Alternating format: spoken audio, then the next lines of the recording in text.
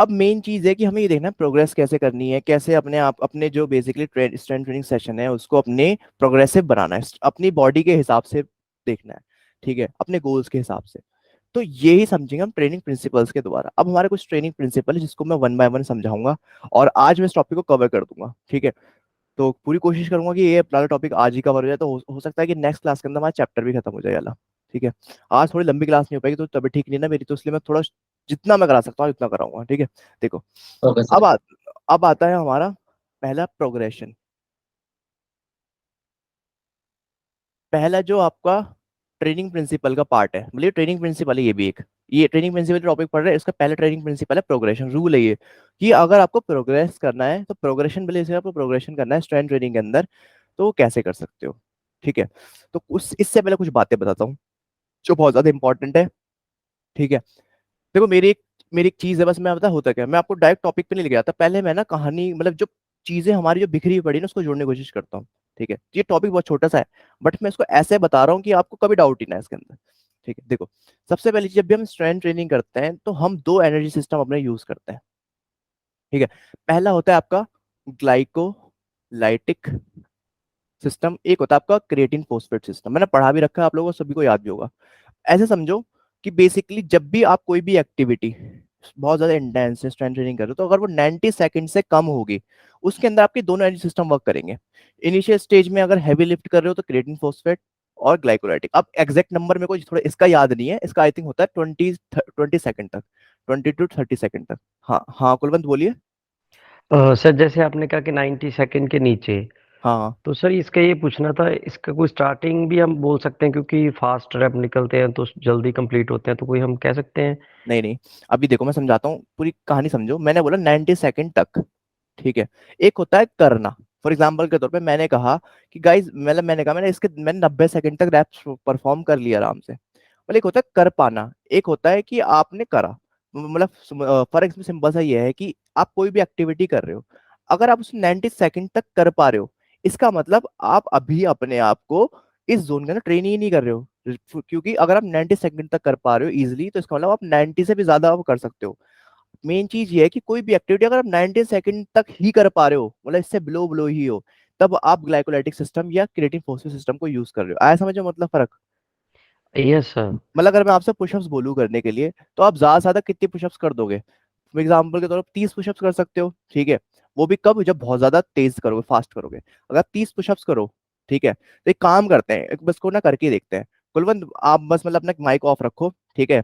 अपने पुशअप्स मैं मतलब मैं काउंट करना शुरू करूँ, जैसे मैं स्टार्ट बोलूंगा ना, तो पुशअप्स करना मतलब पुशअप्स करना शुरू करना, ठीक है। बस मैं सेकंड्स काउंट करूंगा, जितने मैक्सिमम पुशअप्स कर सकते हो एक बार में उतने पुशअप्स करना, और फिर एकदम से स्टॉप बता देना मुझे, मतलब मुझे स्टॉप बोल देना, मैं रुक जाऊंगा, ठीक है।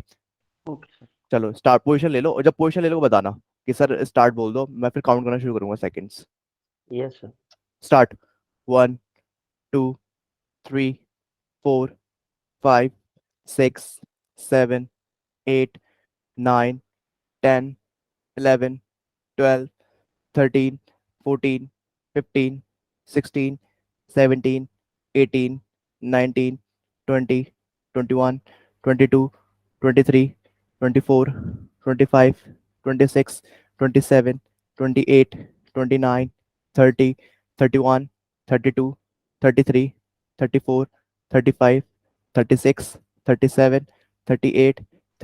सर। 40। कितने करे?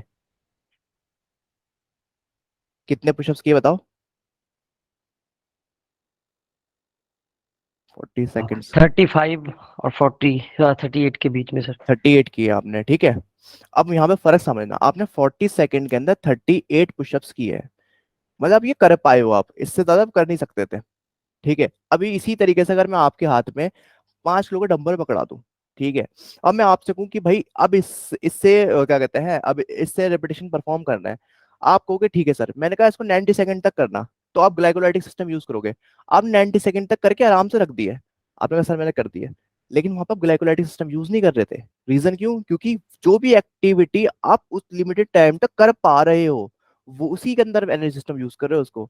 मतलब कि एक होती है बनने की लिमिट, फॉर एग्जाम्पल के तो अब आपने 40 सेकंड के अंदर 38 पुशअप्स करे हैं, तो ये आपने इसी रेंज के अंदर आप कर पाए हो, कर मतलब इतनी आपकी लिमिट थी। ठीक है 38 सेकंड। तो इसका मतलब आप यहाँ पे जो आपने एनर्जी सिस्टम यूज किया है वो ग्लाइकोलाइटिक सिस्टम ही यूज किया है, मतलब ग्लाइकोलाइटिक और सीपी सिस्टम यूज करा है। ठीक है। अब मैं आपसे कहूँ कि 10 आप 90 सेकंड तक कोई भी एक्टिविटी करो, आपकी ग्लाइकोलाइटिक सिस्टम में कहलाएगी। बात फर्क बस इतना है यहाँ पे, ये समझ वाली चीज है, एक होता है कर पाना, एक होता है किए। आया समझ मेरे, मैं कहने का मतलब क्या है मेरा? Yes sir. हाँ मतलब अगर मैंने 90 सेकंड तक करके रख दिया और जबकि मैं ज्यादा कर सकता था, तो इसका मतलब मैं ग्लाइकोलाइटिक सिस्टम में ट्रेन ही नहीं कर रहा हूँ, मतलब इन दोनों सिस्टम के अंदर ट्रेन ही नहीं कर रहा हूँ, ग्लाइकोलाइटिक मेनली तो सर जो ग्लाइकोलाइटिक। मसल बिल्ड होगा वो इन दोनों एनर्जी में ही होगा? हाँ नहीं नहीं, अब समझो गेम को, मतलब यूज ये होंगे। तो आपने क्या देखा, आपने 40 सेकंड के अंदर 38 पुशअप्स करे, ठीक है। अब समझो, एक होता है आपका एनारोबिक एक्सरसाइज, या बोलते हैं एनारोबिक जोन, बोल दो सिंपल सा एनारोबिक जोन बोल दो। तो एनारोबिक का बेसिकली मतलब होता है जहां पर आपकी जो बॉडी है जो एनर्जी बना रही है, मेनली जो आपकी वर्किंग मसल है विदाउट ऑक्सीजन बना रही है। तो आपके ये जो एनर्जी सिस्टम है ना, ये दोनों एनर्जी सिस्टम, इसे बोलते हैं एनारोबिक, एनारोबिक एनर्जी सिस्टम। ठीक है, इनको बोलते हैं एनारोबिक एनर्जी सिस्टम।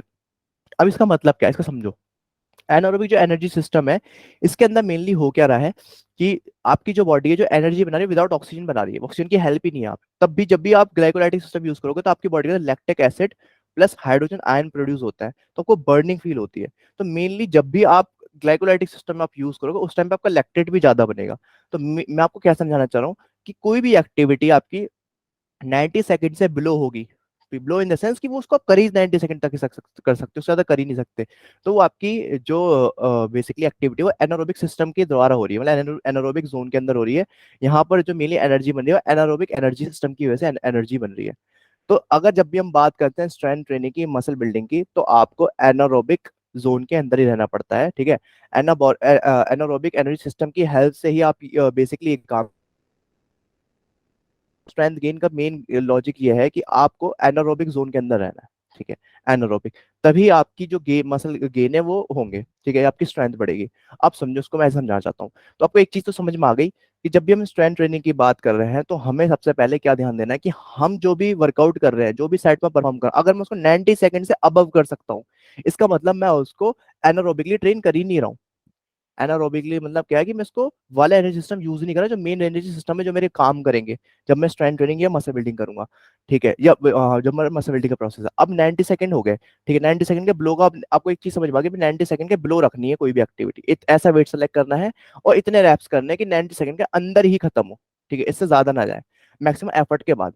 अब समझो, एक वर्ड होता है टेम्प, टेम्पो होता है रेट ऑफ मूवमेंट। मैं लिखता हूँ यहाँ पे, इसके यहाँ लिख देता हूँ, यहाँ पे दिखता भी रहेगा। टेम्पो होता है एक रेट ऑफ मूवमेंट, कि मतलब मूवमेंट को किस कितनी देर में कर रहे हो। ठीक है, तो कोई भी मूवमेंट हम करते हैं उसमें दो फेज होते हैं, कॉन्सेंट्रिक फेज और इसेंट्रिक फेज। तो एक होता है कॉन्सेंट्रिक, एक होता है इसेंट्रिक। तो अगर आप कॉन्सेंट्रिक फेज को मान लो 2 सेकंड में कर रहे हो, इसेंट्रिक फेज को 4 सेकंड में कर रहे हो, टोटल आता है 6 सेकंड। तो मेन चीज कहने का मतलब यह है कि आपका जो सेशन होना चाहिए, जो मैंने सोचिए आपका जो हर रैप होना चाहिए, वो अकॉर्डिंग टू ट्रेनिंग प्रिंसिपल आपका 6 सेकंड के अंदर कंप्लीट होना चाहिए। ठीक है। और इसके अंदर आपका जो मोस्ट ऑफ जो फेज है वो 3 से 4 सेकंड के अंदर आपको इसेंट्रिक करना, 2 से 3 सेकंड के अंदर कॉन्सेंट्रिक करना, मतलब कि इसको 3 सेकंड से कम नहीं करना, इसको 3 सेकंड ज्यादा नहीं करना। तो सबसे अच्छा है कि आप इसको 2 सेकंड करो, उसको 4 सेकंड करो, मेरे हिसाब से। ठीक है, अब आ जाओ आगे। तो ये चीज समझ में आ गई। अब मान के चलो आपने यहाँ पर अगर आप देखो, अगर फॉर एग्जाम्पल अगर मैं 10 रेपिटेशन परफॉर्म कर रहा हूँ बेंच प्रेस के, मेरा वेट भी अच्छा खासा है, अगर मैं 10 रेपिटेशन परफॉर्म कर रहा हूँ और अगर मैंने वेट सही सेलेक्ट किया, ध्यान सुनना, अगर मैंने वेट सही सेलेक्ट किया है तो मेरे वो 10 सेकंड जो है 10 रैप है ना, ऑलमोस्ट को 60 सेकंड लगेंगे खत्म होने में। कितने लगेंगे? 60 सेकंड, मतलब 60 लगेंगे ऑलमोस्ट, क्या मतलब कि हर रैप को 60 सेकंड लग रहे हैं। तो पूरे क्या कहते हैं, पूरे एक रैप को खत्म होने में मुझे कितने लगेंगे? 60 सेकंड। तो अगर सॉरी 6 सेकंड, और पूरे 10 रैप को खत्म होने लगे 6 सेकंड, मतलब कि 1 रैप को खत्म होने में 6 सेकंड लग रहे हैं। तो 10 रैप को 60 सेकंड। तो 60 सेकंड के अंदर, ध्यान सुना, मैंने 60 सेकंड का जब मैं 10 रैप्स परफॉर्म कर रहा हूँ, ठीक है, 10 रैप्स परफॉर्म कर पा रहा हूँ, मतलब समझो 10 रैप परफॉर्म कर पा रहा हूँ, तो इसका मतलब मैं अभी भी एनारोबिक जोन के अंदर अपने को ट्रेनिंग कर रहा हूँ।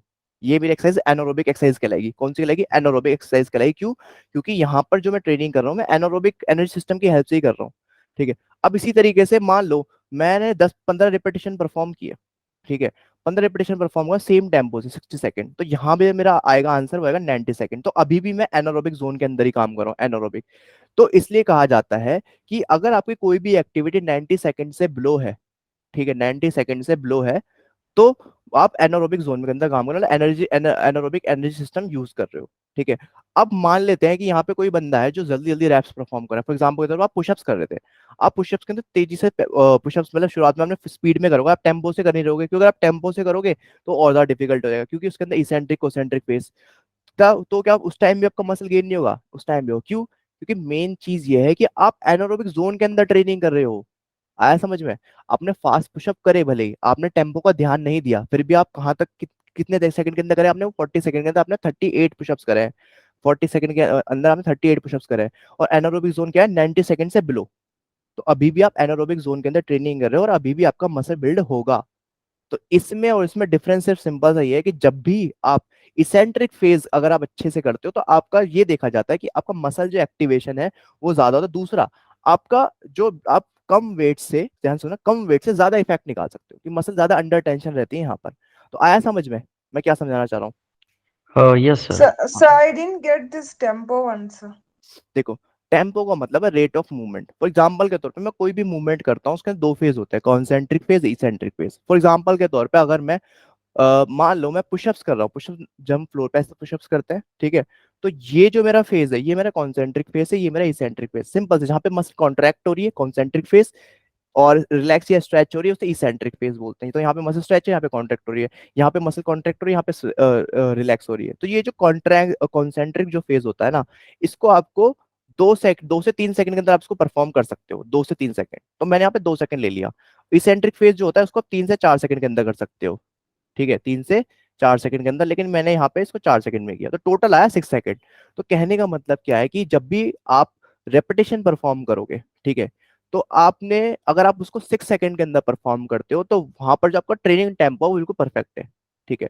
और अगर आप इस हिसाब से ट्रेनिंग कर रहे हो और आपने ऐसा वेट लिया है, एक सेलेक्टिव वेट लिया है जो एक मतलब जो कि आपके गोल के हिसाब से ठीक है, जैसे मसल बिल्डिंग गोल है, तो अगर आप उसने आपने 10 रैप्स परफॉर्म, अगर आप 10 रैप परफॉर्म कर रहे हो विद 6 सेकंड के टेम्पो के साथ, तो डेफिनेटली आपके जो है 10 रैप वो 60 सेकंड के अंदर कैलकुलेट हो जाएंगे। एक रैप को करने में 6 सेकंड लग रहे हैं, 10 को लगेंगे 60 सेकंड, ठीक है। यहाँ पे मैंने ये कर दिया, गलती करी है 60, ठीक है।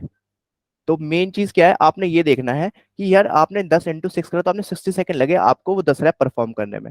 इसका मतलब क्या है कि अभी भी आप एनारोबिक जोन के अंदर ट्रेनिंग कर रहे हो। 90 सेकंड से बिलो आप जो भी एक्टिविटी कर पाओगे वो आपकी एनारोबिक एनर्जी सिस्टम की हेल्प से हो रही है, ठीक है। तो मेनली यहाँ पर जो एनर्जी सिस्टम का वर्क कर रहा है, ग्लाइकोलाइटिक और क्रिएटिव फोर्स सिस्टम वर्क कर रहा है, जो कि रेस्पॉन्सिबल है जब आप स्ट्रेंथ ट्रेनिंग या मसल बिल्डिंग करते हो तब वर्क करता है। आया समझ में? अभी भी नहीं आया?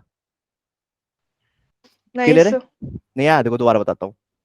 अच्छा एक मिनट Sorry, रुक जाओ। sir. नहीं कोई प्रॉब्लम नहीं है इसमें, कोई प्रॉब्लम। मुझे बस ये बताओ किसको और नहीं समझ में आया इनके अलावा, ताकि मैं सर उनको। हाँ सर बोलो। ये समझ आया, जैसे आपने बताया कि उसमें मसल कॉन्ट्रैक्ट ज्यादा होता है, हाँ हाँ। तो अगर हम थोड़ा स्पीड से करते हैं तो कम कॉन्ट्रैक्ट होता है। नहीं नहीं, तो सर कॉन्ट्रैक्ट इससे, कॉन्ट्रैक्ट नहीं है, नहीं बात सर ये वो है। पूछना चाहते थे, जैसे कि अगर हम फास्ट कर रहे हैं, स्लो कर रहे हैं, हाँ हाँ। तो कितना मार्जिन रह सकता है अगर हम देखें भी, हाँ मसल बिल्डिंग इसमें ज्यादा तेज होगी, या बॉडी टू बॉडी डिपेंड करता है? देखो मैं समझाता हूँ, ऐसा समझना पहले तो।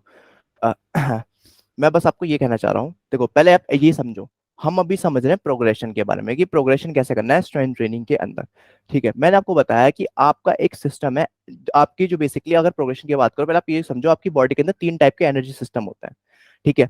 आपका glycolytic system, creatine phosphate system और ऑक्सीडेटिव सिस्टम। ऑक्सीडेटिव को मैंने यहाँ लिखा नहीं है, मैंने बोला जो क्रिएटिन फोस्फेट सिस्टम है और जो ग्लाइकोलाइटिक सिस्टम है ये आपके एनारोबिक एनर्जी सिस्टम है। एनारोबिक का मतलब ये है कि वो एनर्जी सिस्टम है जहाँ पे बिना ऑक्सीजन की हेल्प से एनर्जी बन रही है। अब आप सिर्फ ये समझो, बिना ऑक्सीजन की हेल्प से मतलब सिंपल से जो आपकी वर्किंग मसल है, ठीक है, मेरी मान लो मैं अभी बाइसेप का करूँ तो मेरी वर्किंग मसल क्या होगी? यहाँ पे बाइसेप्स। तो मेरी जो बाइसेप्स के पास जो मेरी बाइसेप्स है, यहाँ पे जो एनर्जी जो प्रोड्यूस हो रही है इस मूवमेंट को परफॉर्म करने में या इस एरिया के अंदर वर्किंग मसल पे, यहाँ पे बिना विदाउट ऑक्सीजन हो रही है, ठीक है। तो इसलिए हम इसको एनारोबिक एनर्जी सिस्टम बोल रहे हैं।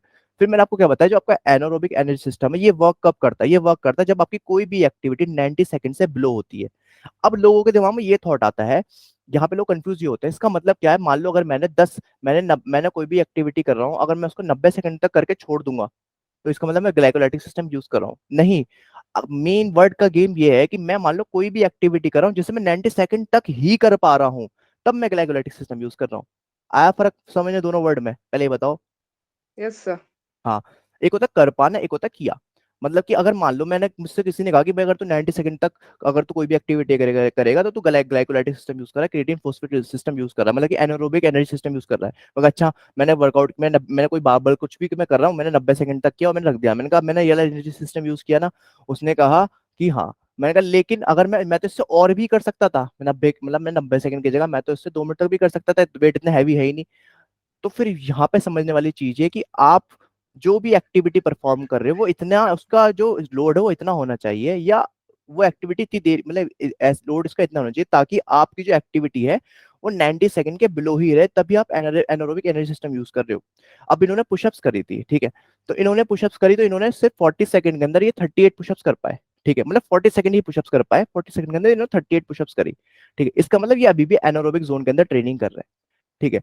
अब यहाँ पे एक क्वेश्चन ये आता है कि सर चलो अब आपने ये तो समझा दिया, अब आगे टेम्पो वाला पार्ट। मैंने कहा कि अगर मान लो आप रेट ऑफ मूवमेंट को समझो तो आपका जो पर रिपीटेशन है वो 6 सेकंड के अंदर परफॉर्म होना चाहिए। ठीक है, इसका मतलब अगर आप 1 सेकंड एक रैप करोगे तो 6 सेकंड लगेंगे और 10 रैप करोगे 60 सेकंड लगेंगे। इसका मतलब 60 सेकंड के अंदर आप ट्रेनिंग करो तो अभी भी आप एनारोबिक जोन के अंदर ट्रेनिंग कर रहे हो। बट फर्क कितना है? फर्क सिर्फ समझने वाली वो ये चीज है कि आपका जो वेट है ना, वो वेट ऐसा होना चाहिए, वो लोड ऐसा होना चाहिए जिसकी वजह से आप 10 रैप जो आप परफॉर्म कर रहे हो 10 रैप ही परफॉर्म कर पाओ, तभी वो एनारोबिक जोन के अंदर है। फॉर एग्जाम्पल के तौर पे मैंने सिक्स वो दोबारा सेम, अब मैंने मान लो टेम्पो भी रख देगा, सब कुछ चीज देखी, मैंने 10 रैप्स तो परफॉर्म किया और मैंने आराम से वेट रख दिया। इसका मतलब क्या था? हो सकता था कि मैं 15 20 25 30 रिपीटेशन भी परफॉर्म कर लेता उस वेट से। तो उस टाइम मैं एनारोबिकली अपने आप को ट्रेन नहीं कर रहा हूँ, एनारोबिक जोन में ट्रेन नहीं कर रहा हूँ। मेन चीज क्या है कि मैं किस वेट से ट्रेनिंग कर रहा हूँ और किस टाइम के अंदर कर रहा हूँ।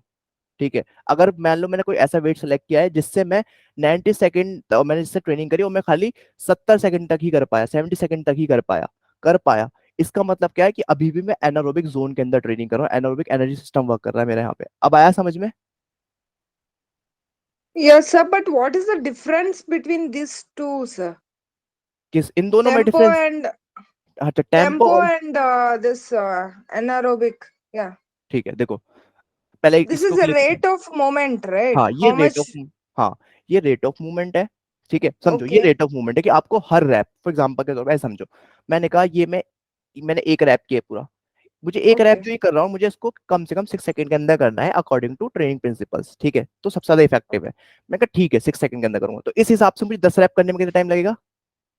10 रैप्स करने 60. में 60 सेकंड्स। 60. Huh. मैंने आपको क्या बताया कि आपका जो एनारोबिक एनर्जी सिस्टम है वो 90 सेकंड से बिलो में काम करता है, 90 Below, सेकंड तक, below. है ना? अगर Yeah. मैंने Yeah. 15 इंटू 6 करा तो 90 सेकंड आया, अभी भी एनारोबिक एनर्जी सिस्टम वर्क कर रहा है। तो यहाँ Yeah. पर कॉन्सेप्ट इतना ही है, बस आपको समझ में आ गया, समझो इतने कॉन्सेप्ट बुक Okay. में शायद समझा नहीं रखा, लेकिन मैं आपको जो समझाना Okay. चाह रहा हूँ वो मैं ये समझाना चाह रहा हूँ एक्स्ट्रा जो आपके लिए हेल्पफुल है कि अगर मैं कोई भी एक्टिविटी 60 सेकंड तक कर रहा हूँ या 90 सेकंड तक कर रहा हूँ, ठीक है, तो जरूरी नहीं है कि मैं एनारोबिक एनर्जी सिस्टम में वर्क कर रहा हूँ। क्यों? क्योंकि मेन चीज ये है कि क्या मैं उसको, मान लो मैं 60 सेकंड, एक तो होता है वर्ड कि मैं 60 सेकंड तक ही कर पाया, मेरे लिमिट से ही है, ठीक है, तो मैं एनारोबिक एनर्जी सिस्टम यूज कर रहा हूँ। अगर ऐसा है कि मैं 6 सेकंड तक मैंने आराम से कर लिया, हो सकता था मैं 60 से भी ज्यादा पहुंच जाता, 90 95 सेकंड तक चला जाता और 100 सेकंड तक चला जाता, तो इसका मतलब क्या है कि मेरी बॉडी एनारोबिक एनर्जी सिस्टम में वर्क कर ही नहीं रही है। कि कोई भी एक्टिविटी अगर आप सिर्फ 90 सेकंड से बिलो ही कर पाते हो, ठीक है, तभी वो एनारोबिक एनर्जी सिस्टम में आएगी, वरना तो इसका मतलब आप ऑक्सीडेटिव सिस्टम में चले गए। ठीक है। हाँ, आप पूछो किस किस को पूछना है पहले। हाँ बताओ, चाह दलजीत आप बताओ पहले। हेलो हाँ सर, कुलवंत बोलो। वेट कितना होना चाहिए यानी आप कह रहे वेट हो अभी 1 RM पे?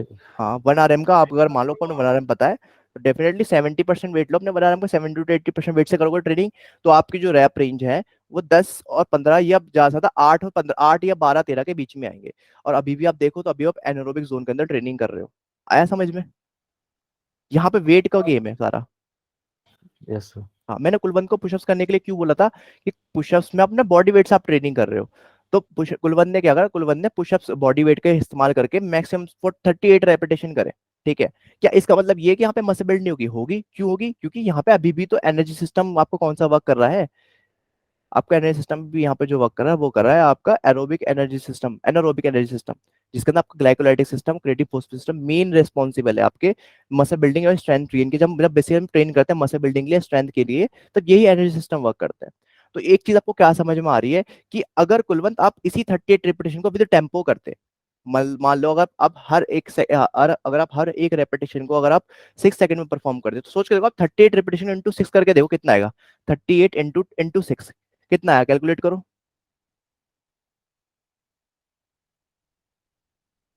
बताओ जल्दी बताओ। 38 इंटू 6 228। 228 सेकेंड। क्या कुलवंत आपको लगता है कि आप विद टेम्पो 38 रेपिटेशन कर सकते हो 280 सेकेंड के अंदर पुशअप्स? मोटिवेट, नहीं सर, हार्ड हो जाता है। 228। है ना, नहीं हो सकता ना। तो यहाँ आपको क्या समझ में आ रहा है कि टेम्पो आपको बस ये बता रहा है, सिर्फ टेम्पो आपको ये बता रहा है कि एक तो अगर आप इस तरीके से ट्रेनिंग करोगे तो एक तो आपके लिए बेनिफिट होगा ये कि आपकी मसल अंडर टेंशन रहेगी, मतलब कि लोड बना रहेगा मसल पे, क्योंकि आप स्लोली मूवमेंट कर। दूसरा क्या, दूसरा ये कि अगर अगर इस हिसाब से ट्रेनिंग करते हो और आपने एक अच्छा वेट लिया है जो आपके बॉडी के अकॉर्डिंग ठीक है, तो आप इससे ज्यादा से ज्यादा अगर आप 10 रेपिटेशन परफॉर्म करो तो आपको 60 सेकंड लगेंगे, और अगर 15 रेपिटेशन परफॉर्म करो तो 90 सेकंड लगेंगे।